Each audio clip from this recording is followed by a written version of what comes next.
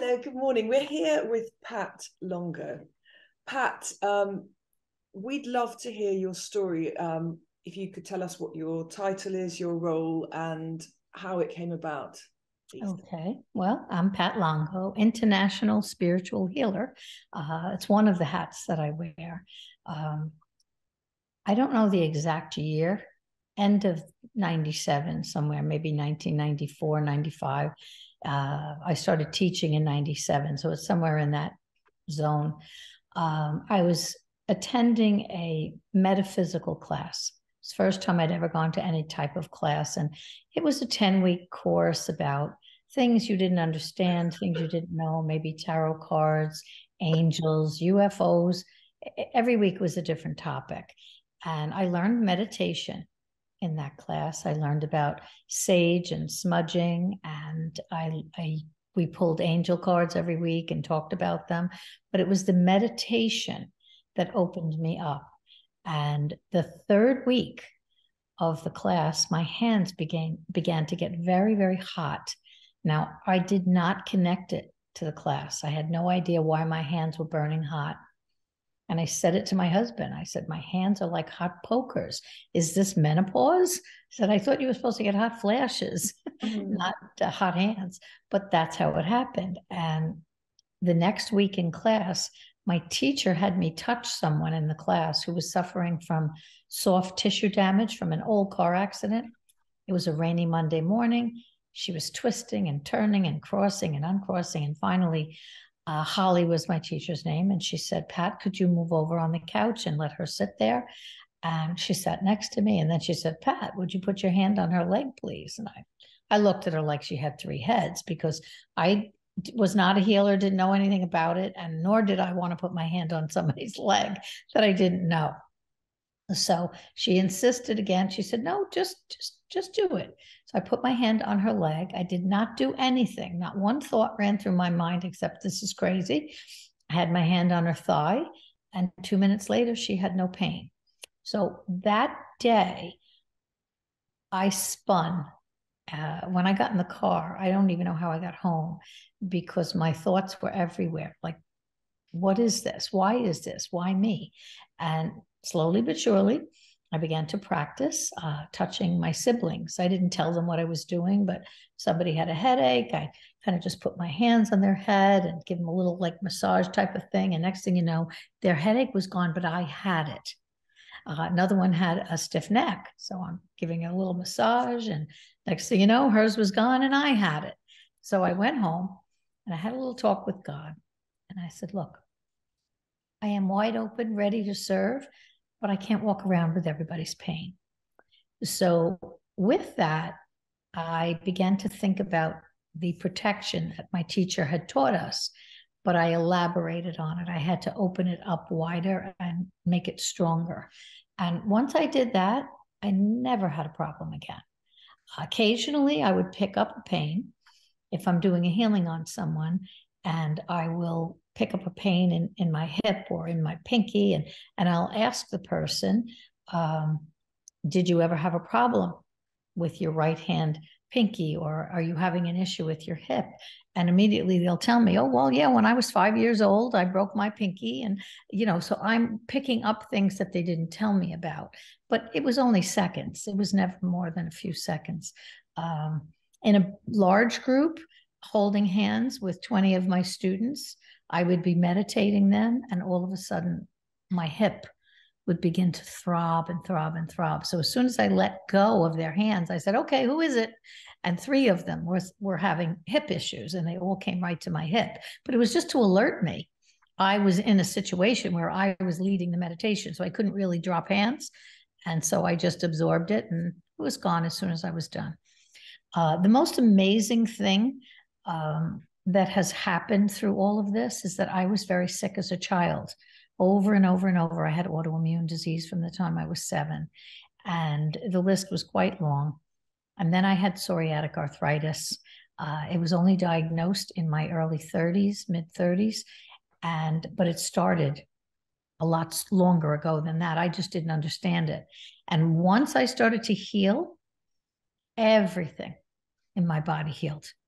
It just disappeared. I was bone against bone on my x-rays. I thought I was going to be in a wheelchair by the time I was 50. I'm 73 now, and I can roll around on the floor with my grandchildren, run down a hill. I have none of those issues. And I have a lot of energy, lots and lots of energy. So I feel that when I'm channeling, and it's never coming from me, it has never come from me, it just comes through me as a vehicle. All right, it always comes from a higher source, and I always trusted it. I never thought about it, worried about it. I certainly knew it wasn't me. That I knew for sure.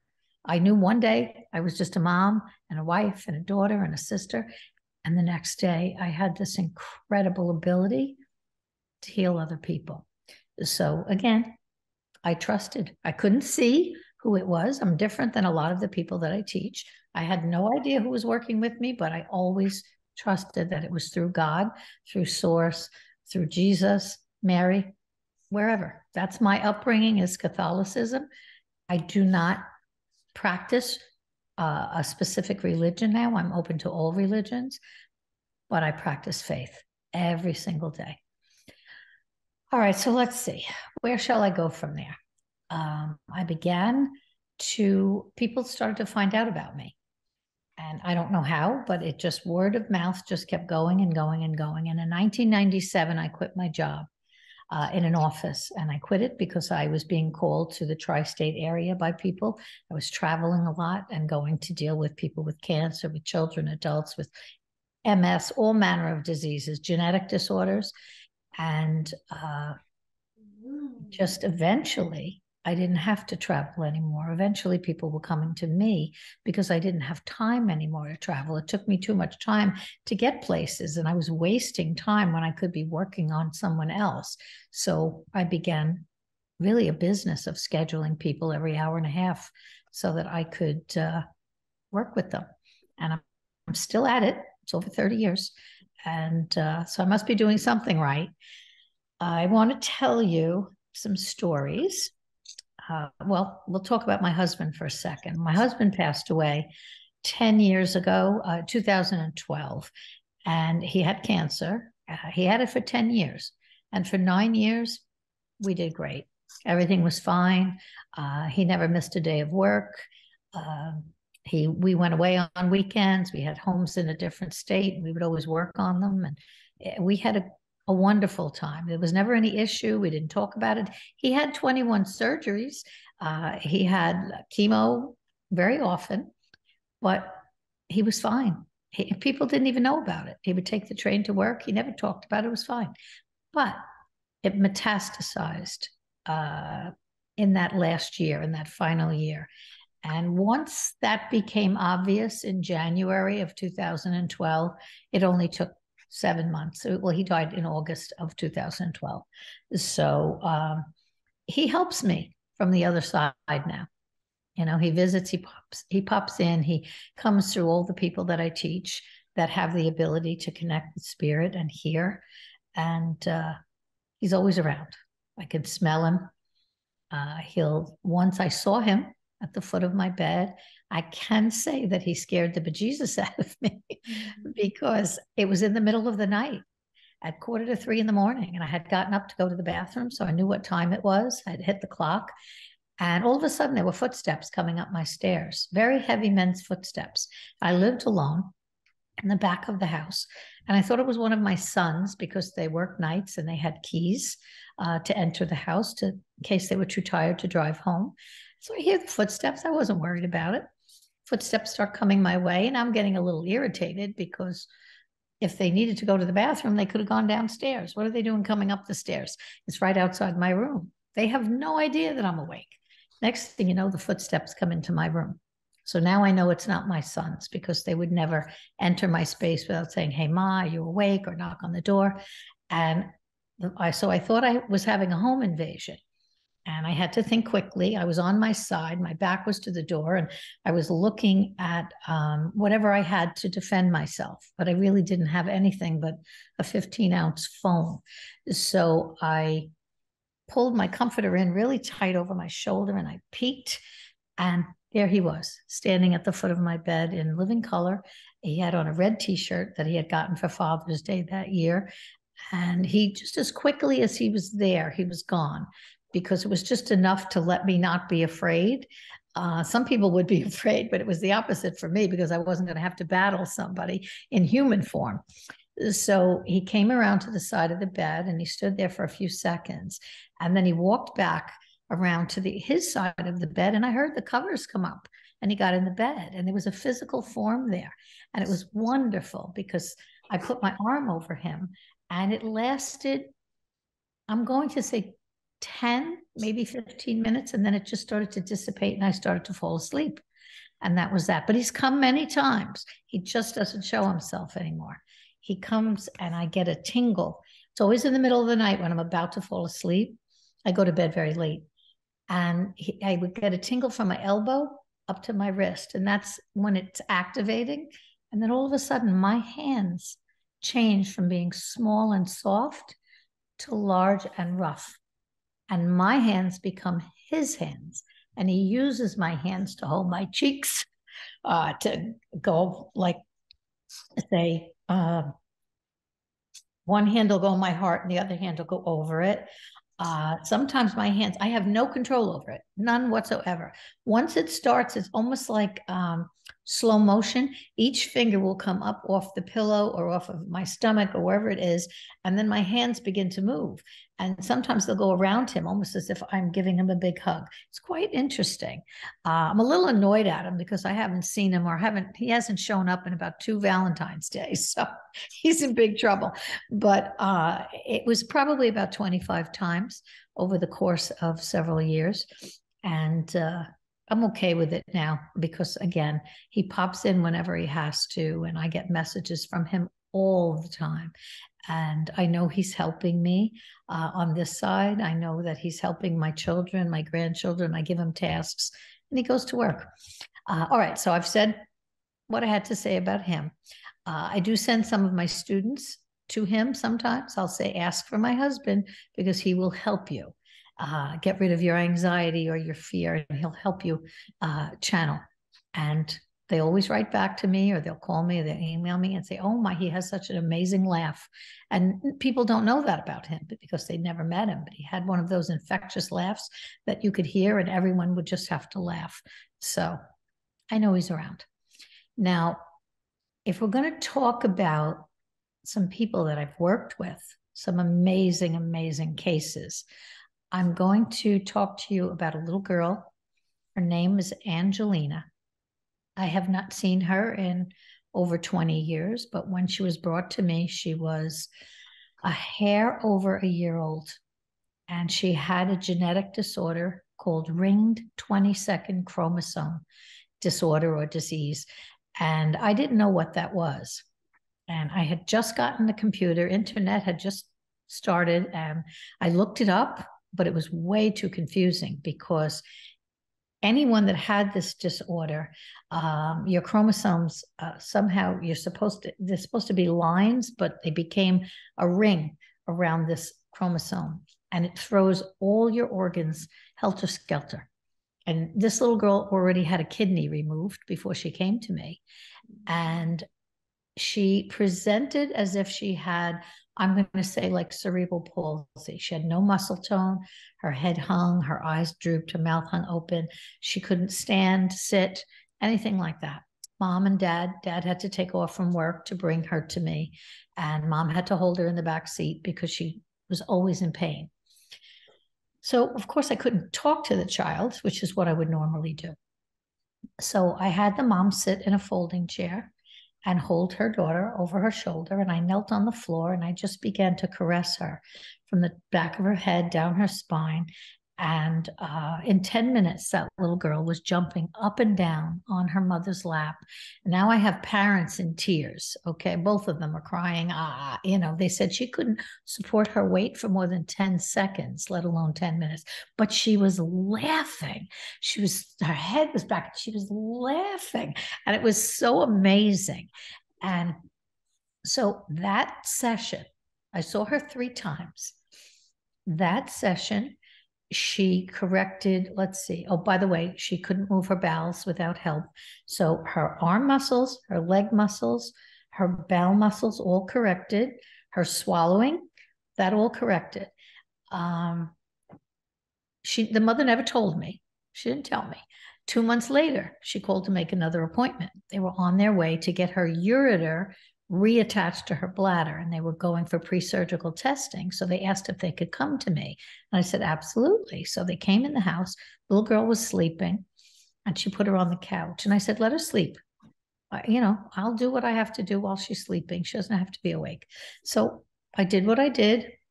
I went over, I sat down in the chair. I was talking to the parents, and she woke up. And she said, she said, do you mind if I change your diaper? I said, of course not. Go right ahead. And I wasn't going to look at her. I was facing her husband, talking to him, and she changed the diaper. And she went to pick her up. I said, don't pick her up. Grab her thumbs. Let her grab your thumbs. That's what I would always do with my children, and they would pull themselves up. So I said, do it. And so she put her hand down, and she grabbed her thumbs, and that little girl pulled herself up. Now, if you put her in the corner of my couch, she would have fallen right down. She would have fell right over because her spine had not corrected. So here she was showing me the strength of her muscles. I took her and I held her in my arms, and I had some pictures high up on the wall, and I loosened my grip because I wanted to see. I knew she could do it. And now her neck is up, and she's looking and she's turning. Her whole spine corrected itself. So that was wonderful. That was time 2. The next time I saw her was at their home, because the mom did not call me to see her. She called me to see her brother, who was in kindergarten, who was suffering from night terrors. And so she said, I can't come to you because he's got a half day at school. Have to wait for him to get off the bus. I said, no problem. I'll come there. It's about an hour. And so Angelina was sitting on the floor playing with toys when I walked in, which in itself was a miracle. And the mom was busy. The boy wasn't off the bus yet. Angelina stood up. She cruised the furniture all the way around. They had a big bookcase. She cruised the furniture, the couch, and she stood between my legs. And I said, well, I'm here. She's here. Why not do more? So I put my hands on her and I did some more healing. Little boy came home. I did my thing. Mother never called me after each thing. I never had any idea what happened. And that was okay with me because I trusted. I just trusted that God was doing whatever work he had to do, and it wasn't up to me to ask questions. So again, that's where faith comes in.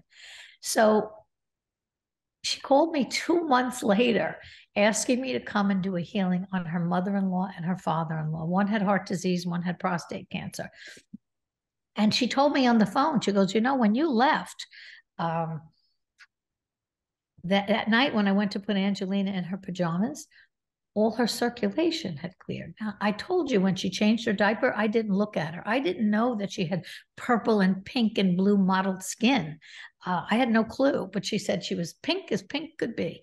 So, and again, that's the last I heard from them. They moved away. I believe they moved to Florida. And I know nothing other than that, but I know that they were all very happy, that Angelina was happy, that she was functional. Whatever function she had more than when she came.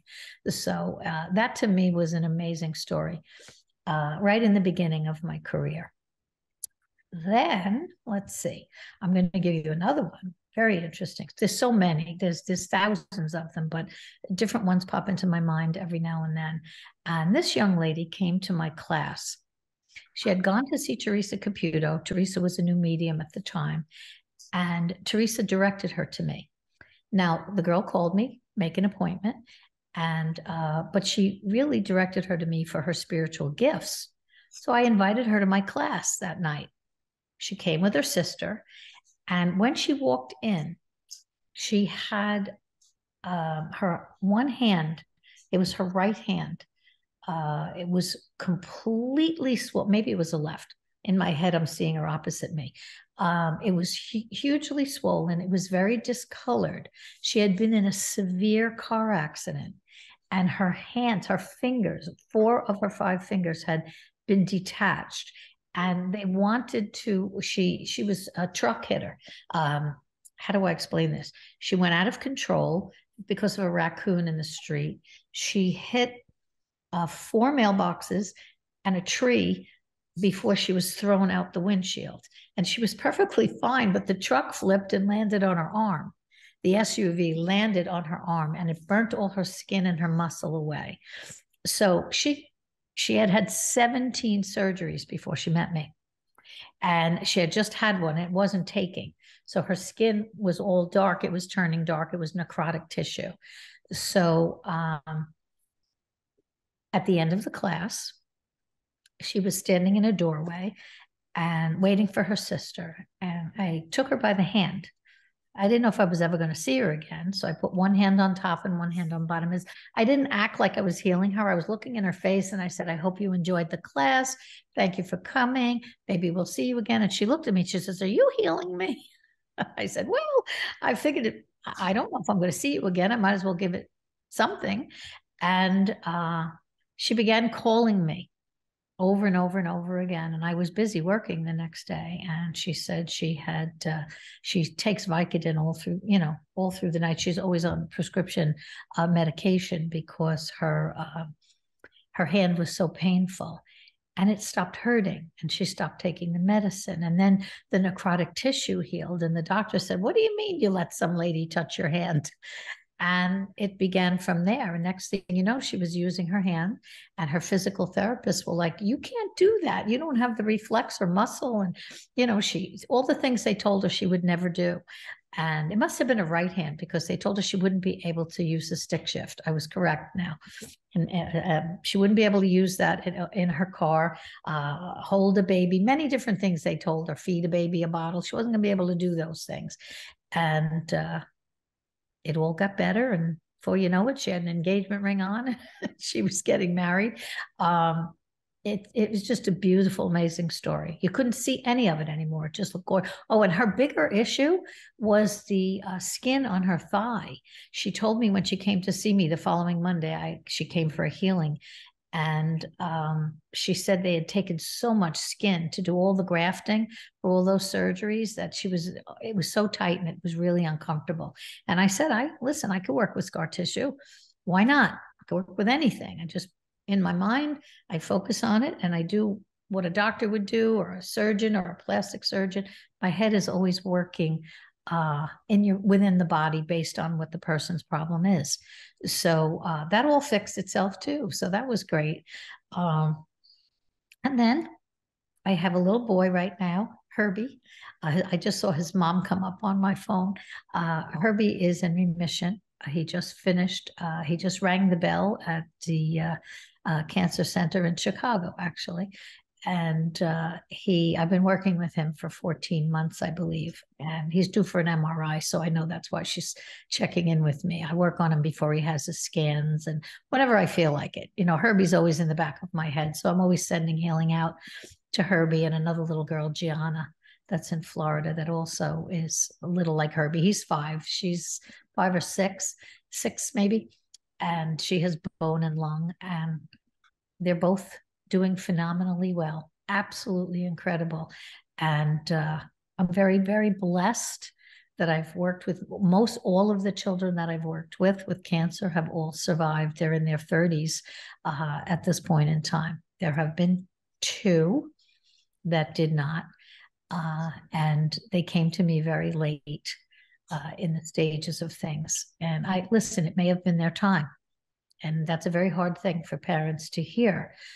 But I believe that we have contracts. I believe that we agree to these things before we come, and that we have a particular time frame for whatever reason, whether it be for all the people around that child, for lessons that they have to learn or things that they have to do in the public eye. I had a class once of parents that lost children to all different things. We had drowning, we had suicide, somebody fell off a building, we had cancer. I had a couple of suicides actually, and they all came in. And what was amazing about it is each one of them learned to channel their children and each other's children. And every person that was in that class and some others that I worked with all did something very important, changing laws because the one child that drowned, they changed laws about CPR, about lifeguarding at a swimming facility, things that people were not doing. Another girl, she was killed in a boating accident, 11 years old. And she wasn't my client, but her uncle was. And he started a campaign and got lighting put around the Coast Guard boats, and they were working on it with legislature to put it on all boats, because you can't see at a certain point of when evening or dusk is coming. It's very hard to see, and somebody drove right through the boat. And the other ones have done fundraisers where they're going to hospitals to help cancer patients, and others have written books about drug addiction. And I've had suicide prevention groups start coming to me because I do things differently, and I teach them differently. So, you know, I listen, I could talk to you for hours and hours and hours. I have so much to say. Hit me with a question and I'll maybe go in another direction. I've got one, because when I met you, one of the bits of advice you gave me, which I thought was really brilliant, because I do healing work myself, but obviously not done it for the amount of years you have. And a bit of advice you gave me was how to direct the light, because I was just sort of sending it through my hands, but you were explaining that you can really direct it and tell it exactly what to do. And yes. But that, so there may be other, you know, novice healers or people who are just really intrigued about what is the light. I mean, do you open with some sort of prayer in your head? How does it work for you? Okay. Well, for me, the first thing I do is protect myself. And I protect myself by asking God to send healing energy and protection into my body with this white light that I believe comes in through the top of my head. Now, I asked for it to come through my head and out my hands. And then I ask Mother Earth to send balance and healing energy through the earth, up my body and out my hands. So I'm actually pulling it in from both directions. I always connect to heaven and earth at the same time. Once I do that, I ask God to heal the soul and spirit of the person in front of me.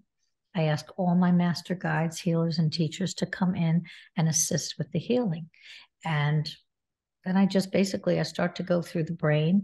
I begin to balance the chakras, the energy centers in the body, and I'll ask that the right and left hemispheres of the brain be put into balance. And I'll go into the third eye, and I expand it with the knowledge of the universe. I go into the ears and I open them up to hear their guidance, into their face, their jaw. I work right through the body, throat chakra, neck and shoulders, removing any blockages and obstacles. Then I go into the heart chakra and I open the heart to love of God, love of self, and love of others. I'm saying this fast because it takes a long time to tell, so I'm going to do it quick. And then I go into the solar plexus, which is a big area. This is the area of addiction. This is the area of anxiety. It's your sense of feeling. It's a very powerful point in your body. And so I go in there, and again, I ask for obstacles to be removed. I ask for elimination of addiction, obsessive compulsive behavior patterns, low self-esteem, lack of self-love, and fear and anxiety to be removed from that area. Then I go into what I call the spleen chakra. It can be the spleen or the sacral. I call it spleen chakra, and removing any blockages or obstacles there. I go into the hips, the pelvis, the root chakra, and I go down the feet. I put silver cords into the earth from the feet and from the tailbone, and I lock that person into the earth. I ground them, and then I'm pulling out of the top of their head. I'm pulling everything negative out, but I always put the negative back into the earth for positive distribution. Anything I take out, I don't leave hanging around. I send it into the earth for positive use, positive distribution. I transmute it, okay, which I do that in my meditations as well. I teach my students to transmute all the negative and release it safely. Then that's the first pass through a person's body. The next thing I do is I actually go to I ask that they be baptized and confirmed in the Holy Spirit. And I ask that all negative behavior patterns, cord attachments, traumatic post-traumatic stress, traumas from any of their lifetimes that are affecting them in this lifetime today be cut, severed, and released into the earth from their physical, emotional, mental, and spiritual bodies. Once they're in the earth, once again, distributed for positive use, no repercussions, no vulnerability. So that's pass number 2. Then comes number 3. And all this goes on in about 6 to 7 minutes, but I've got it down to a science. When I get to the part where I work through the body, then I'm going to give you some actual details. But I then will ask the client to connect with their own guides, their own higher self and angels, and from God's light, from God's white light. And once they do that, my hands go on the top of their head in a triangular form. It's always right over the crown. And nobody taught me this. It just all kind of happened, and I figured it out, and it worked. So I stayed with it. I will then go into, I will take that person by the hand, actually, their soul, and I escort them to the highest light of God, to the creator, to the source, and I ask for healing and balance for them in all their areas. Then I go into the neurological system. I go through every system of the body. If there's a problem in the brain, let's say somebody has MS and they have lesions on the sheaths in their brain, I will imagine myself with a little sander, and I'm taking off those lesions. I'm sanding them away, and I'm replacing it with healthy tissue. If there's a tumor, I'm shrinking the tumor. If it's in a tough spot, I'm going to laser it. And this is all thoughts that go on in my head. And if somebody has a memory issue, I'm going to the part of the brain that affects that. If somebody has ADHD, I imagine that the files are all on the floor of their brain, and I'm going to clean up those files, and I'm going to put them back in the cabinets, in the file cabinets where they belong. And give them laser focus. And I've had people say to me, I don't know what you did to me, but I left your house and I was like laser focused. Okay, it works. So it's whatever I think. So for instance, would be manipulation of the spine. Somebody has an issue going on with their spine. They have compressed discs, herniated discs, well, whatever, degenerative. I'm going to go into that spine. If it's degenerative or if there's bone cancer or anything like that, I'm going to fill it with light. It's going to be filled with God's light. I'm going to be asking for proper calcification in those bones to strengthen those bones. But normally I'll go through the cervical, thoracic, lumbar, and sacral spine. I'll separate the vertebrae in my mind.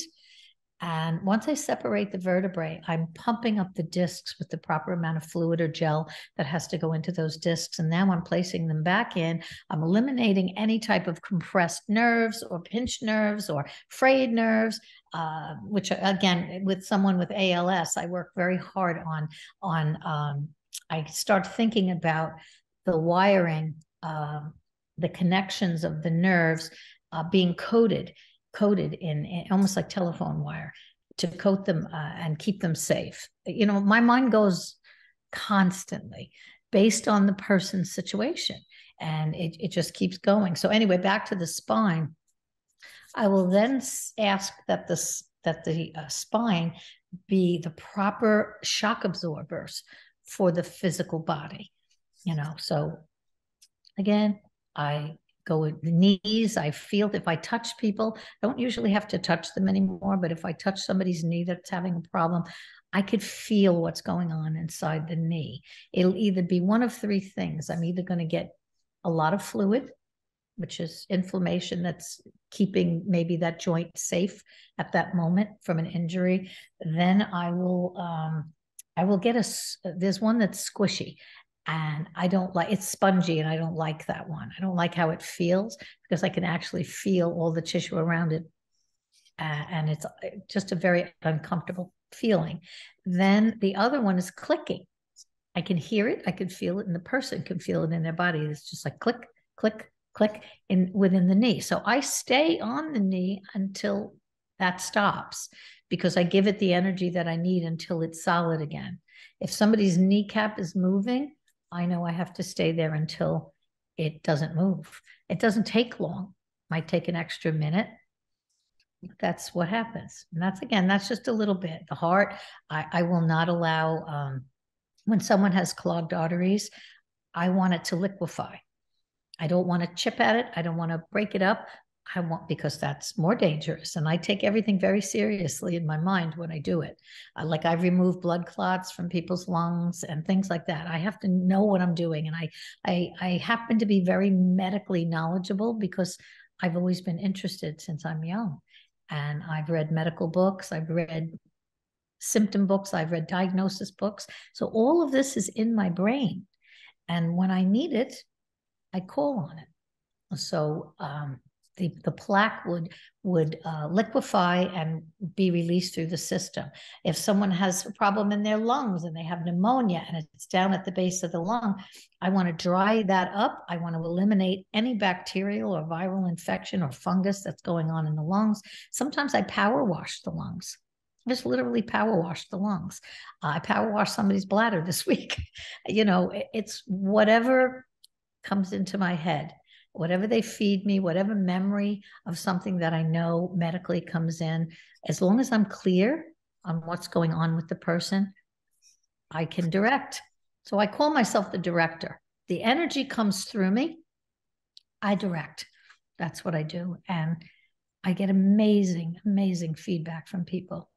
I'm working with a few people with mold right now, with a lot of bacterial and viral fungal infections in their body due to too much exposure to mold. So I have to really go through the bloodstream.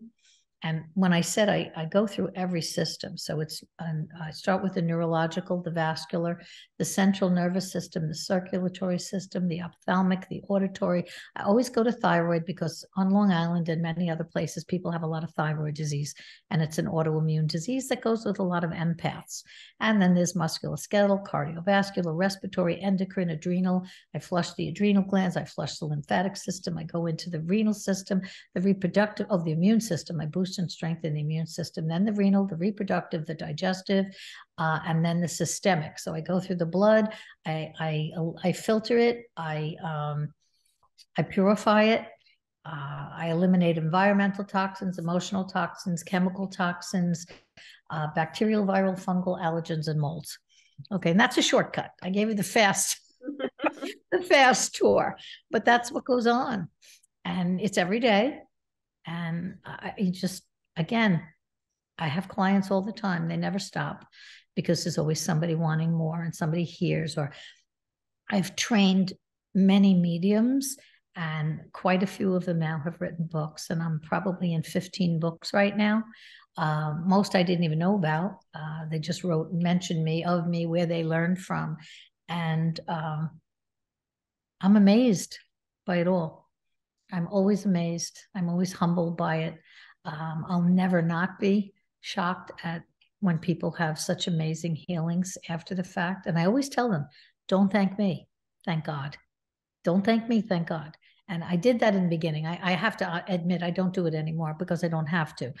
I said it so that I would hear it. I needed to remind myself to stay humble, that this was not me. This was coming from a much higher power than me. So I did that for myself, and until it was ingrained in my brain, and I know it, so I don't worry about it. I'm quiet for a second.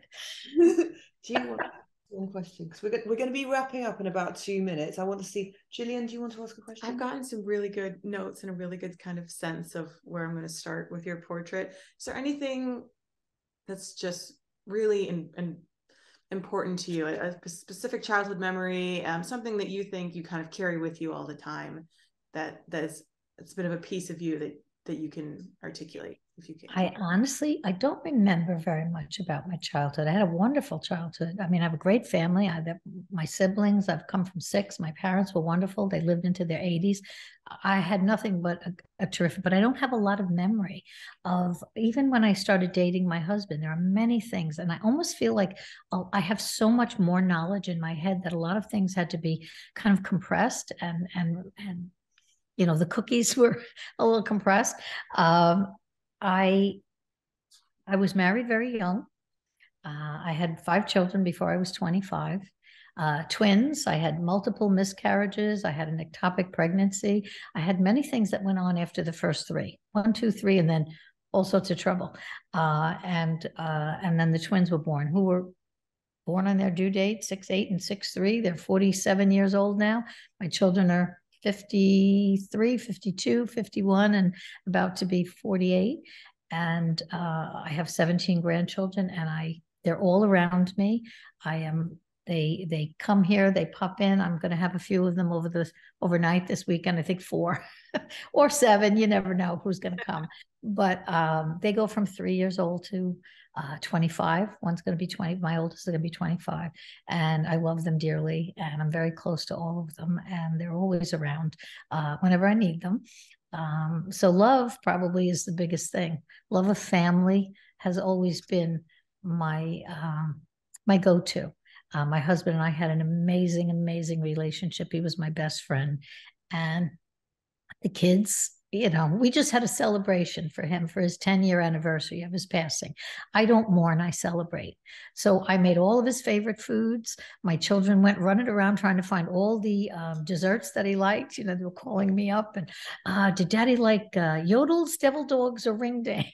Or they had to have cran grape to drink because he loved that. So they brought all that stuff in, and we watched videos, and we told stories, and we laughed. And it's a celebration for me. And I try to, as much as I miss my husband, I celebrate him every day.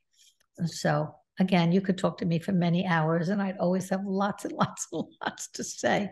Before you wrap, Abigail, do you want me to talk at all about the shadows that come up behind me? Are you aware of them? Yeah, we've got 2 minutes Okay.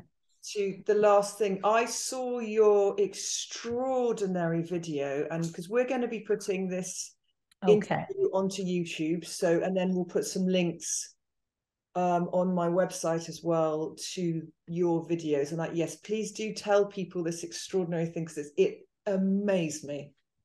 Well, what happened, and I'll try to do it fast. What happened was I was standing in my class, or sitting in my class, meditating my students. We were doing a little project. They asked me, about face changes, and I was very familiar with face changes. And if you focus on someone's, maybe their forehead, their third eye, or around them, all of a sudden, if you soften your eyes, it's like seeing someone's aura, but you can see their face change. So we were doing this little exercise, and my hands just kind of flew out and hit the wall, and my head hit the wall, and they began to say, "Oh my God," and a few other words, "Oh my God," and so on and so forth. And I was out of control of it. I had no control over it. And what happened was angel wings came out my back on the wall. And I'm going to show Jillian just so that she sees a little bit of what it looks like. It started out that way, and it went on for 18 months in every class, but it changed over time. The shadows began to come out of the floor and come up and connect to my arms. Then they got even bigger, and they would be like archangel wings, and they would just get bigger and bigger and bigger. But the last thing that I'll show you, and then we can wrap it up, this is a 19-second video. Can you see it, Jillian? And what will happen is it's moving. The shadow's moving up to my hand. And when it touches my hand, watch what happens on the other side. Okay, so it's as if Jesus is standing behind me in robe sleeves. And you'll watch it one more time and imagine that someone's standing behind me, and that hand is coming up now to touch my right hand. And then all of a sudden, the other hand comes out and grabs my hand. So I know it's quite amazing. It shocks me every time I see it. But I put some videos up on YouTube during COVID, because I had nothing to do. And I said, well, let me put up a little one here and see what people feel about it. And I only got good feedback. And so then I went with the 19 seconds. That was an 11-minute video. So we just pulled those 19 seconds out and put it up. And so my take on it, my belief is that many, many, many different deities are coming through, of healers throughout time, and they're somehow connecting to my energy, because my students see a stone in my head. Some of the pictures, I have 6 or 7 or 8 arms. They're all different sizes and shapes, and they go in all different directions. There's a lot. I mean, I just know I'm not in control of it. And when it happens, and my arms go out. Every time I do a group healing, my arms go out automatically. And, you know, if people's eyes are closed, if their eyes were open, they might see something, but I didn't know it. I didn't know that for 30 years, every time this happens to me, every time I meditate, every time I heal, that my arms fly out and my head goes back. And I didn't know you could see something, but now I know. So I'm not quite sure what I'm doing with it yet, but it's here for a reason. We'll figure it out. But I think I overspoke my time. No, you're absolutely perfect, Pat. We both loved that conversation, and I'm sure there'll be more conversations in the future. I am grateful that you asked, and I'm very happy to be a part of it. And I will obviously send Jillian some pictures, or however that's going to happen. Direct me to what I need, and I'll send what I have, and you can play with it and see what you get. Fabulous. I'm very excited to paint you. Thank you. It was lovely to meet you too, and I'm happy to be here, and I'm going to go eat breakfast, I think. Let's go and eat breakfast. Thank you, Pat, and send me an email, please. I will. You got it. Bye. Amazing. Thank you.